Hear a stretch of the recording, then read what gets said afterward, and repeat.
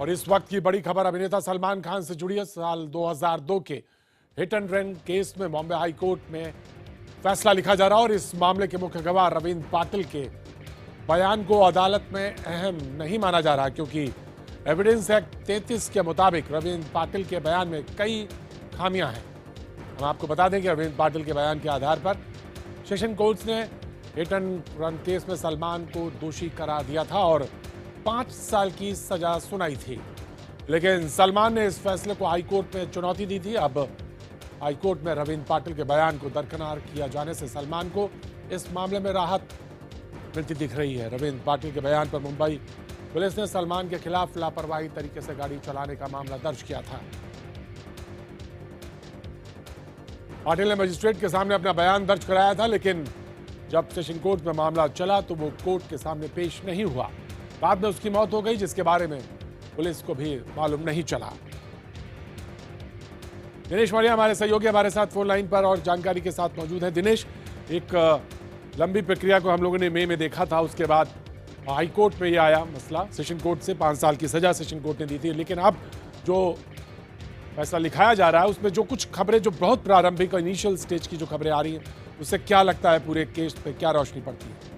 दिनेश, जो जिस तरह का भी जजमेंट लिखते वक्त अभी ये जो रविंद्र पाटिल को लेकर बात हाईकोर्ट ने कही है, वो कहीं ना कहीं सलमान के लिए के पक्ष में काम कर सकती है, क्योंकि रविंद्र पाटिल का बयान बहुत ज्यादा अहमियत रखता है, क्योंकि वो इकलौता शख्स था जो हादसे के वक्त उस गाड़ी में मौजूद था, कमाल खान के अलावा, जिसके आधार पर ये पूरा मामला दर्ज किया गया था और इतने अंत नतीजे तक भी पहुंचा था। लेकिन अब जब ये हाईकोर्ट में एक 2 महीने तक करीब दलीलें चली और अब जब जजमेंट लिखाते वक्त कोर्ट ने साफ तौर पर कहा है कि इस रविंद्र पाटिल के बयान में कई सारी टेक्निकल खामियां हैं। इतना ही नहीं, सरकारी पक्ष ने रविंद्र पाटिल के बयान को कोराबरेट करने के लिए कोई अन्य एविडेंस कोर्ट के सामने पेश नहीं किए। दिनेश, जैसे एक मसला ये कहा गया कि टायर जो था वो बस्ट हो गया एक्सीडेंट के। ये इस चीज को कितनी गंभीरता से लिया या इस बात को कितनी गंभीर माना गया, क्योंकि पूरी सारी प्रक्रिया में ये सारी बातें आई होंगी। जी बिल्कुल, देखिए कोर्ट का यही कहना था कि टायर बस्ट कैसे हुआ, इसमें भी सरकारी पक्ष की तरफ से काफी खामियां बरती गई। चूंकि जब ये हादसा हुआ तब सलमान खान के वकीलों की दलील ये थी कि हादसे के पहले टायर बस्ट हुआ था और फॉरेंसिक एविडेंस, हादसा होने के बाद फॉरेंसिक एक्सपर्ट की राय ली जानी चाहिए थी कि हादसे के बाद जब वो टायर सीमेंट का वहां पर बेस बना था उससे टकराने के बाद फटा, तो इस तरह का प्रॉपर जांच उस समय सरकारी पक्ष की पुलिस ने नहीं किया था, जिसका फायदा अब सलमान को होते हुए दिखाई दे रहा है। कोर्ट ने ये मानने से इनकार कर दिया, जो सरकारी पक्ष की दलील थी कि हादसे के बाद टायर फटा था, जब एक्सीडेंट होते वक्त ये टायर फटा था। लेकिन अब कोर्ट जो है, अब तक जो सबूत हाईकोर्ट के सामने रखे गए, जो दलीलें रखी गई, उसके बाद कोर्ट ये मान रही है कि ये टायर जो है सलमान खान की गाड़ी का, वो कब फटा था ये साफ नहीं होता है और इसका सीधा फायदा सलमान खान को इस तरह से होगा कि सरकारी पक्ष जो दलील दे रही थी कि हादसा सलमान ने जब गाड़ी चढ़ा दी इन मजदूरों पर और गाड़ी टकरा सामने जो शटर था उससे टकराने के बाद फटी थी, अगर वो साबित नहीं होता तो कहीं ना कहीं सलमान के लिए बड़ी राहत हो सकती है। तो कुल मिलाकर अब तक जो प्रारंभिक जजमेंट लिखते वक्त चीजें सामने आई है वो सलमान के पक्ष में जाती हुई दिखाई दे रही है। जी दिनेश, अगर हम पूरे मामले को देखें और इस मामले में जो कुछ भी मोड़ आए, उनमें सेशन कोर्ट का वो जो फैसला 5 साल की सजा वाला एक बहुत अहम था, लेकिन उस समय भी ये जो राहत तुरंत हाई कोर्ट गए और हाई कोर्ट से उनको रिलीफ इस मामले में तो मिल ही गई कि चलिए ठीक है, हम केस सुनते हैं। तो अब यहाँ पर आने के बाद लगता है कि अगर हम आपसे कहें कि केस में अभी इंटरप्रिटेशन है और इसको फैसला अभी आया नहीं है, लेकिन सिर्फ जो जानकारियां जो आपके पास हैं उस आधार पे अगर हम बात करें, तो एक ये भी बात कहेगी कि जो 2 थे चश्मदीद, एक तो खुद रविंद्र पाटिल जो अब दुनिया में नहीं है, दूसरा कबीर, तो वो आए नहीं। ये भी एक बहुत अहम है। इसको किस तरह से कुछ इसका जिक्र हुआ?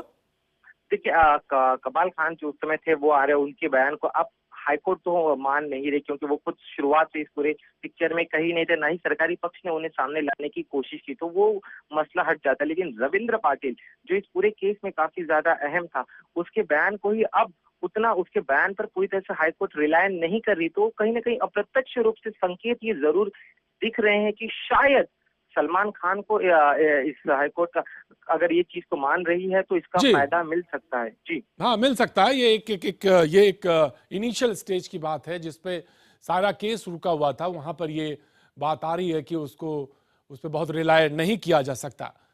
दिनेश, आप लगातार बने रहे क्योंकि आप इस वक्त हाईकोर्ट पे मौजूद हैं, वहां पे जहां पे लिखाया जा रहा है। और सच ये है कि बिना लाइसेंस गाड़ी नहीं चलानी चाहिए। जो ऑब्जर्वेशंस हैं वो हम आपको बता रहे हैं। सेशन कोर्ट ने जो 10 बड़ी बात कही थी, शराब पीने की बाद गाड़ी नहीं चलानी चाहिए और वो भी देर रात। ये बात सेशन कोर्ट ने जो बात उस वक्त कही थी मई में, सलमान अक्सर रेन बार जाते थे, ये बात भी सामने आई थी। वो तमाम लोग जिन्होंने बात ये कही थी उस इलाके से गुजरते थे जहां अमेरिकन एक्सप्रेस लॉन्ड्री है।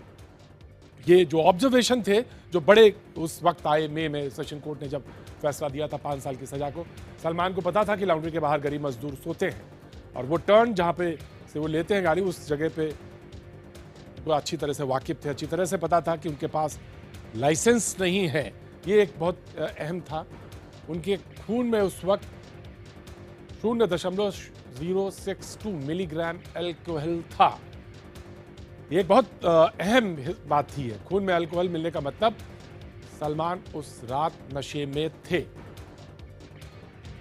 दावे में कोई दम नहीं कि टायर फटने की वजह से हादसा हुआ।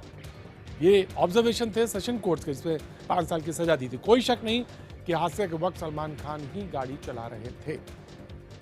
ये 10 अहम बिंदु जो सेशन कोर्ट ने उस वक्त मई में जब दिया था,